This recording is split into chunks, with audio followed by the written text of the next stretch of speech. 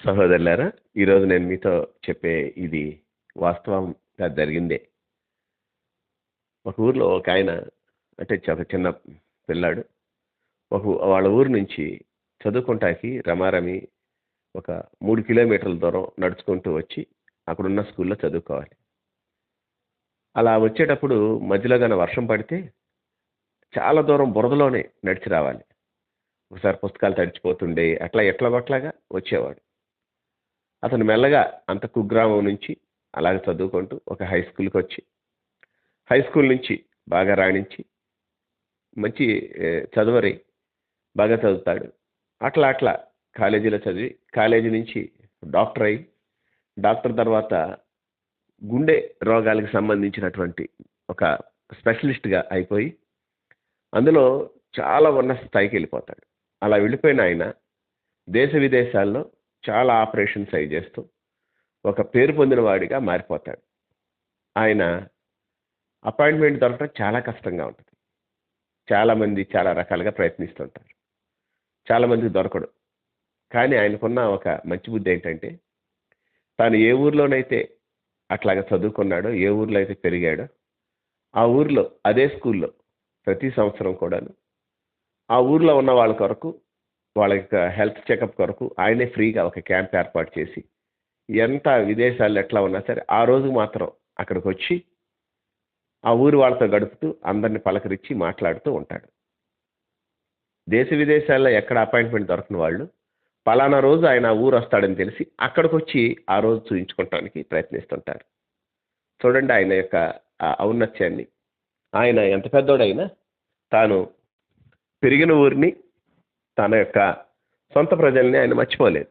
వచ్చి అక్కడికి ఇప్పటికి చేస్తున్నాడు.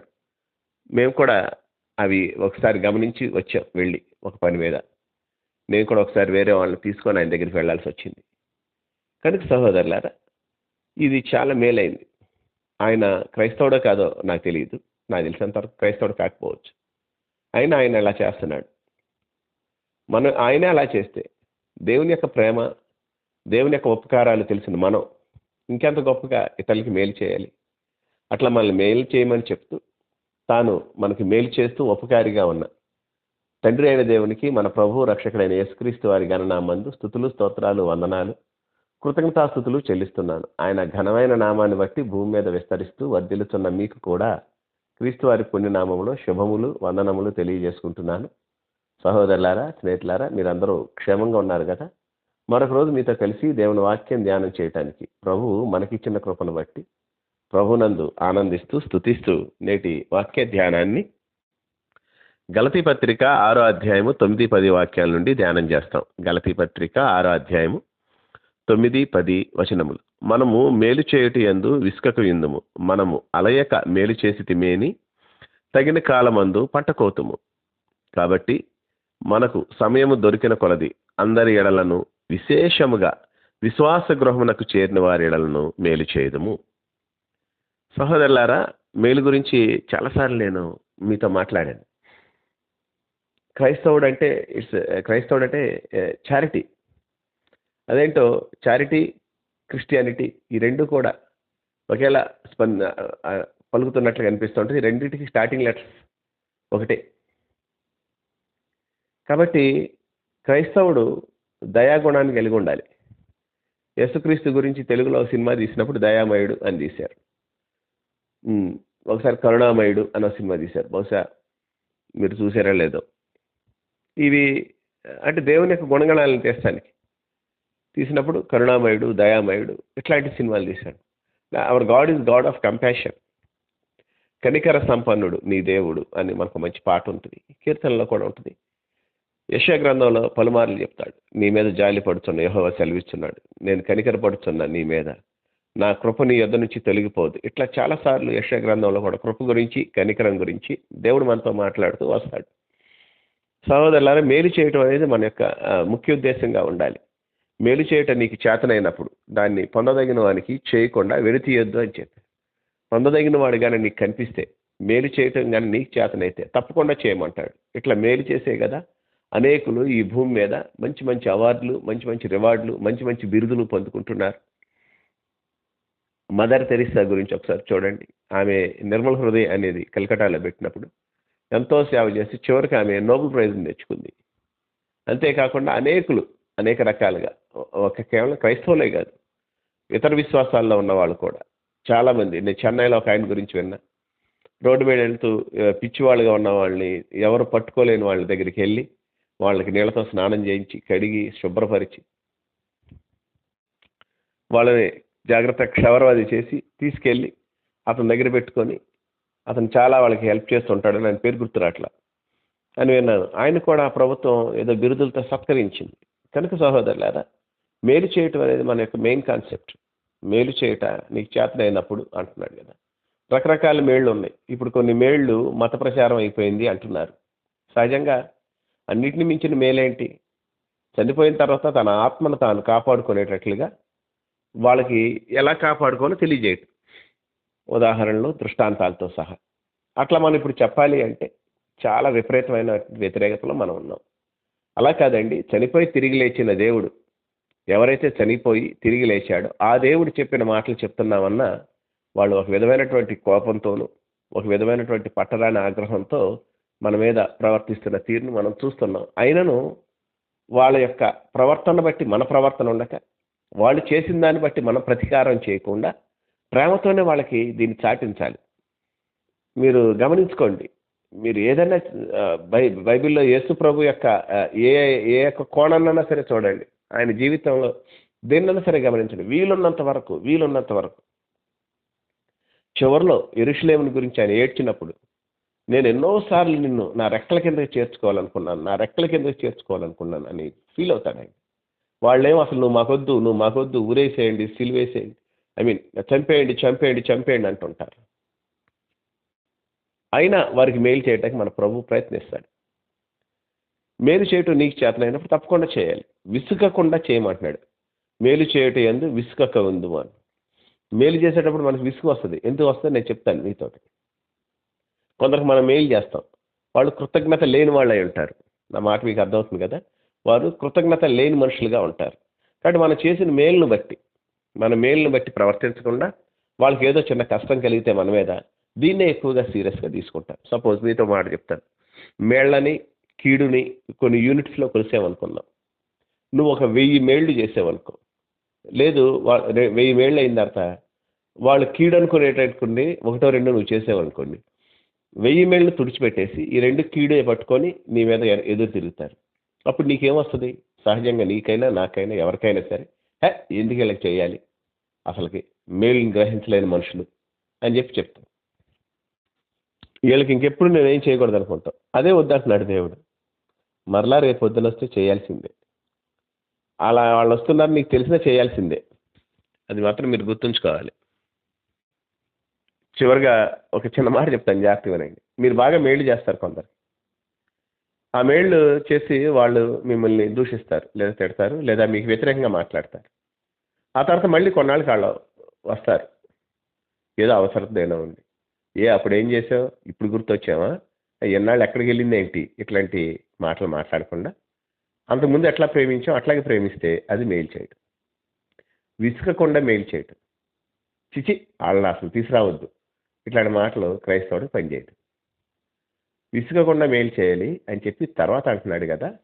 అంటే 10వ వచనంలో అంటున్నాడు కదా, మరి విశేషముగా సమయం దొరికిన కొలది అందరి ఎడల అన్నాడు. సమయం దొరికిన కొలది అందరి ఎడల అన్నాడు. అంటే అందరికీ చేయాలి మేలు, నాట్ ఓన్లీ ఫర్ క్రిస్టియన్స్. విశేషముగా విశ్వాస గృహానికి చేరిన వాళ్ళకి, అంటే ఎస్పెషల్లీ చర్చిలో ఉన్న వాళ్ళు ఫోకస్ చేయాలి. నా మటుకు నేను సుమారుగా వీళ్ళకి చేస్తూనే ఉంటాను. ఎక్కువగా నా ఫోకస్ చర్చిలోనే ఉంటుంది. విశ్వాస గృహానికి చేరిన వాళ్ళకు ఉంటుంది. వాళ్ళ మీద నేను ఎక్కువ ఫోకస్ చేస్తాను. అంతేకాకుండా మా మందిరంలో దేవుని కృపను బట్టి దేవుడు నాకు ఇచ్చినటువంటి సంఘం చాలా మంచి సంఘస్థులు, చాలా మంచి సంఘస్థులు. మా సంఘస్థులు చాలా వరకు చెప్పిన మాట వింటారు. కొన్ని వినరు, అది సహజంగా అన్ని చోట్ల ఉన్నది. కొన్ని వినకపోవచ్చు, చాలా వరకు వింటారు. ఎస్పెషల్లీ ఈ గివింగ్ నేచర్లో మీరు పేదలను చూడాలి, కొంచెం పట్టించుకోవాలనుకున్న విషయాల్లో ప్రతి ఒక్కరు కూడా వారి వంతు వారు చేస్తూనే ఉన్నారు ఇప్పుడు దాకా. దాన్ని బట్టి దేవునికి స్తోత్రాలు చెల్లిస్తాను. ఈ విషయంలో నన్ను నేను పొగుడుకోకూడదు, కానీ మా సంఘాన్ని నేను పొగడక తప్పదు. పేదలకు ఇచ్చే విషయంలో కానీ, కొంచెం ఆన్లైన్లో చూసుకునే విషయంలో కానీ, అవసరాలు తీర్చే విషయంలో కానీ 2 అడుగులు ముందే ఉంటున్నారు వీళ్ళందరూ.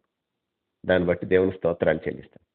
ఒక సహోదరి మా సంఘంలో నుంచి ఇప్పుడు లేరు, వేరే కొన్ని కారణాల వల్ల ట్రాన్స్ఫర్ అయ్యి వేరే ఊరు వెళ్ళిపోయారు. ఆ సహోదరి నాకు చెప్పిన సాక్ష్యం ఏంటంటే, నాకు మారు మనసు, బాప్తిస్మము, రక్షణానుభవం, వాక్యము, ప్రార్థన జీవితం ఇవన్నీ ఉన్నాయి ఈ సంఘానికి వచ్చేటప్పటికే. ఈ సంఘానికి వచ్చేటప్పుడు నాకు అన్నీ ఉన్నాయి. మారు మనసు గురించి ఇట్లాంటి గురించి నాకు అవగాహన ఉన్న మనిషినే. అయితే ఇక్కడికి వచ్చాక పేదలకు ఎట్లా చేయి చాపాలి, అవసరతలో ఉన్న వాళ్ళని ఎట్లా చూడాలనే విషయం మాత్రం పాస్టర్ గారి దగ్గరే నేర్చుకున్నాను. అది నేను ఓపెన్గా చెప్పగలనని చెప్పింది ఆ సహోదరి. చాలా హైలీ ఎడ్యుకేటెడ్ ఆ పాప. కాబట్టి సహోదరులారా, మనము మేలు చేయటం ఉండాలి. చాలా జాగ్రత్తగా గుర్తుంచుకోండి. వీటికి ప్రతిఫలం పొందుతామని ఆయన చెప్తున్నాడు. అర్థమైందండి? మనం అలయక చేసిమేమి తగిన కాలం అంతా పంటకు వస్తాం అన్నాడు. ఏదో ఒకరోజు పైకి వెళ్తాం, అక్కడ దేవుడు ఇస్తాడు. అసలు ఆ పైకి దాకా ఎందుకు ఇక్కడే ఇస్తాడు దేవుడు నీకు. ఎందుకంటే 37వ కీర్తన 25వ వాక్యం అనుకుంటా ఉంటుంది.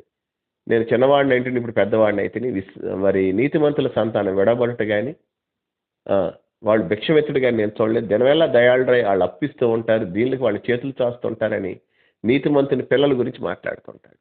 అంటే నువ్వు కానీ జాగ్రత్తగా బ్రతికితే, నువ్వు జాగ్రత్తగా నీతిని కానీ విత్తితే, దేవుడు నీకు ఇచ్చినటువంటి వాటిని కానీ నువ్వు విత్తగలిగితే నీ పిల్లలు పంటకు వస్తారు. ఎట్టి పరిస్థితులకు వస్తారు. ఏ లెక్కన్నా తారుమారు అవుద్దేమో కానీ, ఏ అకౌంటెంట్ అన్నా సరే తప్పు అకౌంటర్ రాస్తాడేమో కానీ, దేవుని దగ్గర ఉన్నటువంటి అకౌంట్స్ ఆఫీస్లో మాత్రం పక్కాగా నీకు వచ్చేస్తూ ఉంటాయి. దేవునికి స్తోత్రం. కనుక సహోదరులారా, ఈ విషయాల్లో మనల్ని మనం ఒకసారి గమనించుకోగలగాలి.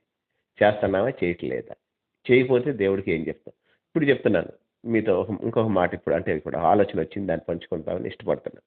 ఒకవేళ మీరు మేలు చేయటం ఉంది, చక్కగా ఉన్నారు, మేలు చేశారు, పంటకు వస్తారు. చేయలేదనుకోండి, అప్పుడేం వస్తారు? మేలు చేయలేదనుకోండి, ఏముండదు మీకు కోయటానికి. ఇకంతే, ఏమీ మీకు దొరకదు, కూడా దొరకదు. సోమరి ఆశపడును కానీ వానికి ఏమీ దొరకదు. కాబట్టి కొన్నిసార్లు మేలు చేయడంలో సోమర్తనం ఉండకూడదు. మనం అట్లా ఉండకుండా దేవునితో మనం ముందుకెళ్ళాలి. నేను మీతో చెప్పాను కదా, ఆ యొక్క డాక్టర్ గారు చూడండి ఒకసారి. ఆయన గురించి నేను విని ఆశ్చర్యపోయాను. గూగుల్లో సెర్చ్ చేస్తే చాలా గట్టిగా చెప్పారు ఆయన గురించి. అంత పెద్దాడైపోయి, అంత ఇదైపోయి, ఫేమస్ అయిపోయి, నేషనల్ ఇంటర్నేషనల్ లెవెల్ అయిపోయి కూడా ఇప్పుడు కూడా ఆ పల్లెటూరు వస్తూ ఉంటాడు. ఆయన వచ్చేటటువంటి ఆ పల్లెటూరులో చిన్న 4-5 రోడ్లు అంతే, మహా అయితే ఒక 200-300 ఇళ్ళు అంతే. ఆ ఊరికి వచ్చి అదే స్కూల్లో ఇప్పటికి పెద్ద క్యాంప్ పెట్టి అంబులెన్స్లు అవన్నీ వచ్చి, స్పెషల్ డాక్టర్స్ వాళ్ళందరూ వచ్చి ఆయన ఫాలో అయ్యే వాళ్ళందరూ, జూనియర్ డాక్టర్స్ వచ్చి అందరూ పెద్ద సందడి అయిపోద్ది. ఆ రోజంతా కోలాహలంగా అయిపోతుంది. కనుక సహోదరులారా, ఆయన మర్చిపోలేదు ఆ ఊరిని, మేలు చేస్తూనే ఉన్నాడు. ఒక మనిషి ఆ తత్వం ఉంటే క్రీస్తునందు రక్షింపబడి నూతన పురుషుడిగా, నూతన స్త్రీగా, నూతనమైన వారిగా మార్చబడిన మనకి ఇంకెంత గొప్ప ఇది ఉండాలి. ఈ విషయాలన్నీ మీరు గమనించుకోవాలని మనవి చేస్తున్నాను. తప్పనిసరిగా ఈ విషయాల్లో దేవుడు మీకు మేలు చేయాలని ఆశిస్తున్నాను. మేలు చేయటం యందు మనం విసుగక ఉండాలని, విసుక్కొని ఇతరులకి దూరం అవ్వకూడదని ఆశిస్తూ ధ్యానాన్ని ముగిస్తున్నాను. ప్రార్థన. మహాపరిశుద్ధుడు అయిన తండ్రి, ప్రేమ నమ్మకాలు గలవాడా, నీకే వందనాలు, స్తోత్రాలు, కృతజ్ఞతాస్తుతులు చెల్లిస్తున్నాం. నీ కృపను బట్టి మా జీవితాల్లో నేటి వరకు నువ్వు ఇచ్చిన నెమ్మదిని బట్టి, క్షేమాన్ని బట్టి నీకు స్తోత్రం. బలమైన దేవుడా, బలమైనటువంటి కార్యాలు చేస్తూ మా మధ్య మీరు ఇప్పటి వరకు నివసించిన విధానాన్ని బట్టి నీకు స్తుతిస్తున్నాం. మేమేమై ఉన్నామో అది నీ కృప అని చెప్పి ఒప్పుకుంటున్నాను. నీ కనికరం, నీ కటాక్షం మా జీవితాల్లో ఉంచి నడిపించు. క్షేమదాత, నీ క్షేమానికి మమ్మల్ని అప్పగించుకుంటున్నాం. మేలు చేయటం మాకు కొంతవరకే తెలుసు, దాన్ని పూర్తిగా చేయటానికి మాకు నేర్పించు. అంతేకాదు, ఎవరైనా మమ్మల్ని విసిగించినా, ఇబ్బంది పెట్టినా వాళ్ళకి మరలా మేలు చేసేటువంటి మనస్తత్వాన్ని, ఆ క్రీస్తు స్వభావాన్ని మాకు దయచేయండి. అంటే ఉన్నతమైన స్థితికి మమ్మల్ని, మా కుటుంబాన్ని, సంఘాలను అప్పగించుకుంటూ నాయన నీ మేలుతో నింపిన నిన్ను స్తుతిస్తూ ఇతరులకి మేలు చేసేటువంటి కృతజ్ఞత మాకు దయచేయమని మా ప్రభువును రక్షకుడైన యేసుక్రీస్తు వారి పొందిన నామమున కృతజ్ఞతాస్తుతులు చెల్లించి వేడుకొంచున్నాము తండ్రి. ఆమేన్, ఆమేన్, ఆమేన్.